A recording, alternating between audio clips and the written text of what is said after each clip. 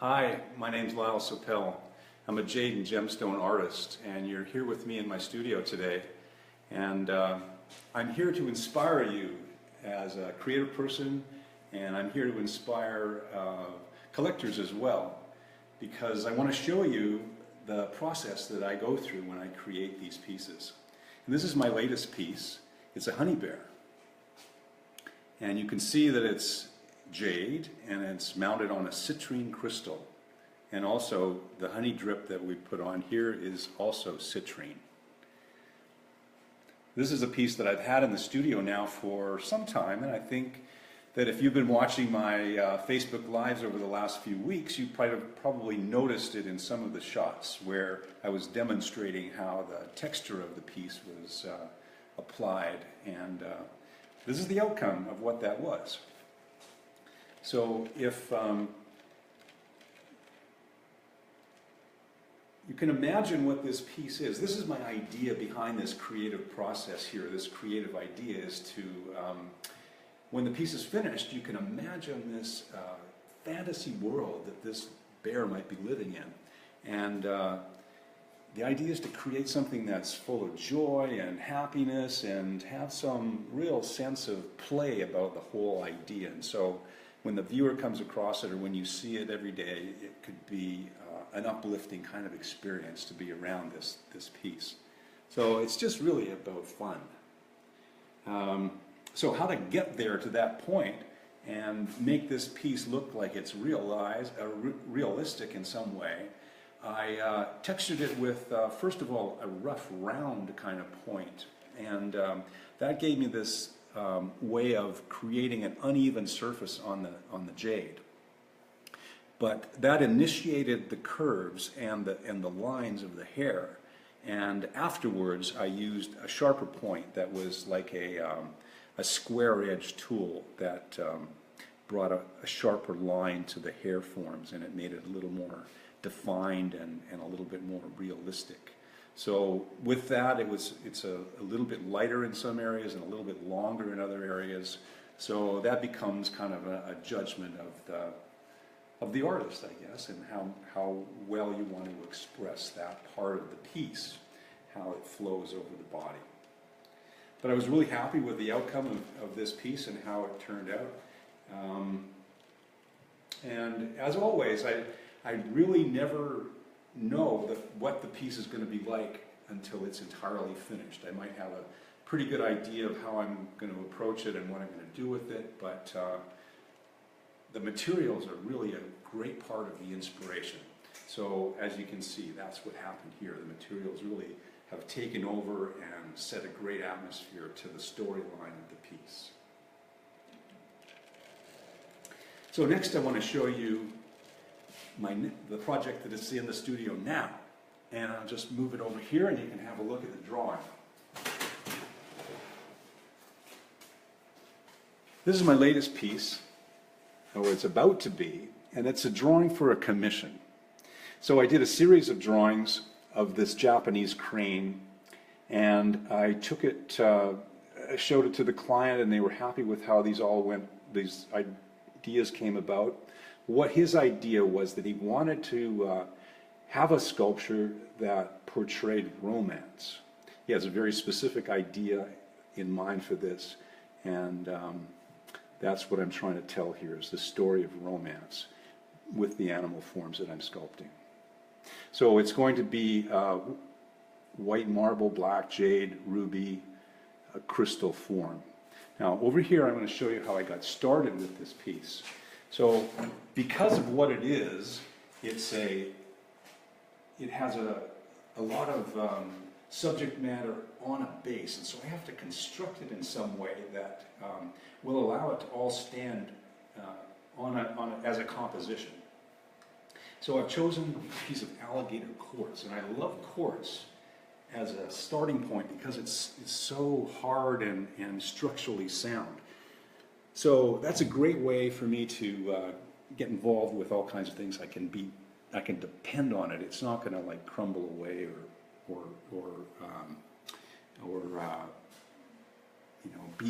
be in pieces in some way as I work on it.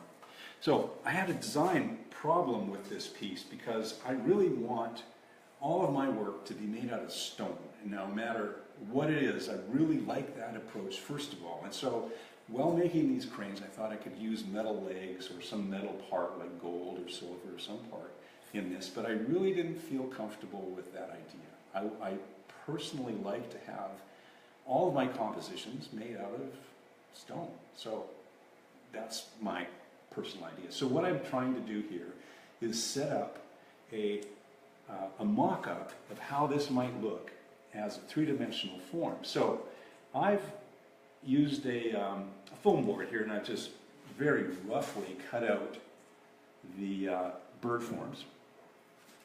And I've placed them together in a way that would give me balance and rhythm and harmony in the sculptural form. But because I'm wanting stone legs, like I'm going to use black jade for the legs, I can't support this weight. These are going to be very heavy. So I'm going to have to bring in another plant form to support the underside of the bird. So I'm deciding to use a tiger eye and then use it like a branch or some organic form that's going to be sort of in their scene. And that way I think I can have them supported and be able to put them together as a composition that way. So what's really important for me at this point is to show balance of the piece, have this not just physically balanced but visually balanced, and have a harmony between all the elements in place here, and also show that the negative spaces around it, and make it an interesting composition based on this quartz, alligator quartz base. Now over here is the beginnings of one of the pieces, one of the birds, and you can see here that this is how the head's going to come together. So this is black jade, white Italian marble for the bottom part. So as you can see, this is a heavy piece. This piece is probably 10 pounds. And then the other piece as well is even heavier because it's a solid piece. Now what's happening back here in this one is going to be other jade, black jade feathers that are going to be inserted in here and give it this real fluffy look to it, as well as to have the head as a separate piece on top here. So great opportunities to give movement and gesture to it just by the way it's set up and the angle of the base. And so here's my solution to my design problem, is to create an organic plant life form to come behind the composition and support it. So I think that's going to work. Like always, I'm never really absolutely certain, but I love the process, the creative process. And so this is how I'm always engaged. I'm just discovering new ways to do things and to come up with a solution to the creative problems that I might have, or the structural problems that I might have. That's what I really love. It's my forte and what I like to work with. So as I mentioned, this piece is a commission. Now, commissions are something that I never seek out. I never look for a commission. Commissions always come to me. And they're like a gift. They're like a gift from a client. The client would come with an idea, and he'd come to me and ask if I could produce that idea for him. And so I do quite a bit of work, actually, as commission. And as a young artist, I think it's a really wonderful way to expand and build your repertoire as an artist, because you're always working with someone that has an idea, and then you have an idea, and you work together, and you come up with something that's going to be doable for both of you. And so I always found that to be a wonderful way to expand my imaginative mind, and so that's helped me go a long way. Now commissions always come from, I say, like, as a gift. And so that's the kind of thing that I'm sure all creatives really want to have this idea that they can be gifted with new projects all the time. So, you know, how does that happen? How does a commission come to an artist? Well, first of all, you need to have credibility. So, in a marketplace where there is, you know, a lot of, well, to be developed in a marketplace helps you establish credibility.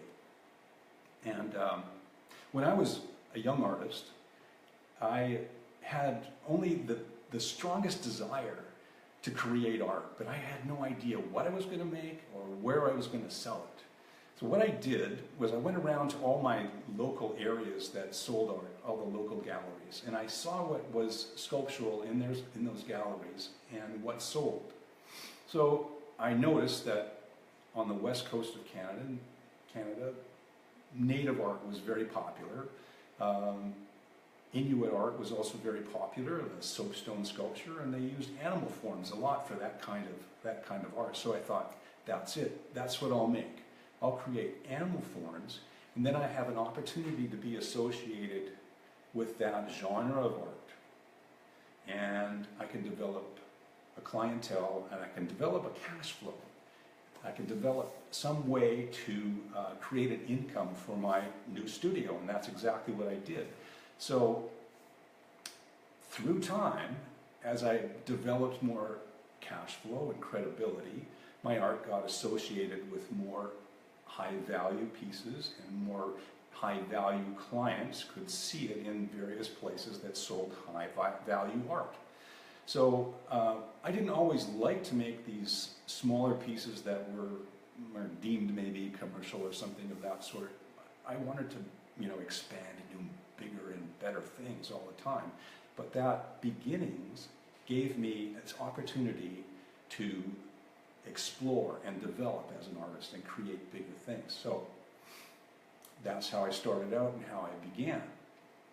And as I went through this process and how I developed as an artist, I got more and more credibility. I was known and seen in more high-level areas of the gallery world, and I started developing clients on my own. And a really key point as a young artist that you really must pay attention to is keeping really good records of the clients that buy your art. Because I can promise you that you will forget who it is that bought a particular piece after a few years. But those clients will never forget you. They will always have that piece in their home or very close to them in some way, and they will remember you every single day. So if you can develop a relationship with a person that sees you every day, and you come back to them and say, I have a new thing, or I have this, or I have that, you will have a better rapport with those people. And you can do that by series of emails, you can do catalogs, you can do newsletters, that kind of thing. In the modern day, you can use the computer very easily to communicate with clients. But what that does, of course, is going to establish more credibility. So, with you communicating with those clients and you have this cash flow and smaller items or credibility in galleries, then you can expand into other areas like I have. I have now a very strong client base that looks for the new and interesting kinds of pieces that I make. So I have good communication with them, and I'm always eager to show them this new and wonderful things that I'm creating. So with that, I get a lot of commission pieces. People just call me, email me, looking for certain things. And I can tell you that's a wonderful way to be as an artist, to have people coming to you rather than you trying to seek out how to make a sale with your art or something of that sort. You can spend all your time being creative, where you really want to be anyway, in your studio and being creative. So now I do event type shows where I use this group of this group of clients that love to collect my work, and I invite them to special events where I would bring in these new pieces that I've created, and it's a win-win for both of us. We have this opportunity to get together and meet each other. I produce what I really love to do, and they get to see and collect the most unusual and wonderful works of art to add to their collections. So that always adds more challenge, because I've been working with sculpture and being creative for more than 40 years. And I produced like maybe more than 7,000 works of art over that period of time. And every time they're always different. So how do you do that? How do you keep a creative situation going on for so long and to develop it and to grow? Well, I can tell you that it's not always easy. I mean, there's things that you need to do in order to stay creative. There's a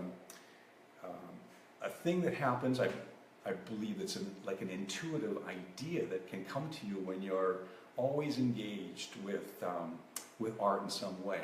Like I can remember a time where I had a really great collector, and he'd call me. He loved my work, and he'd call me and say, you know, I was just on this polar bear expedition, and I saw these fantastic polar bears, and I remember this one that was doing this certain gesture, and I really would like to have that in a sculpture. And I would get like these immediate intuitive ideas, like I'd just get the picture in my mind about what that was really like. And I'd make a note of it, and I'd make a little sketch, and 100% of the time, my intuitive idea was right, even though it might have seemed simple at the time or just irrelevant in some way. But I made a note of it, and I developed it into a thing that both the collector and I really love to do. So, intuitive thought, trust your intuitive mind. That's really an important aspect of staying creative. Another way that I really love to stay creative is to have a lot of work in the studio. And as you can see, there's always a number of things going on in here all the time. And that engages my creative mind. And I'm always like stimulated. Every time I come into the studio, I'm thinking about how to do this creative thing or how to do that creative thing. So I'm always engaged. With that engagement, you get more ideas. I really hate it when I'm finished completing a show or something like that, and the studio is completely empty. It's like I get a nosedive, like a depression almost sets in, because there's like not enough going on. So I have to pick up the momentum and get it all generating again, and that's when I feel the best, and my creative juices really flow when that kind of stuff happens. So I want to just check my Facebook here. And hi Jane, you know, I see you watch me live all the time, and I'm glad that you're here. Jeff was really a great inspiration for me when I was starting out, and I really take a lot of what he had to say to me when I was in the beginnings of my career to heart, and he's helped me a great deal. So I just wanted to let you know that. So,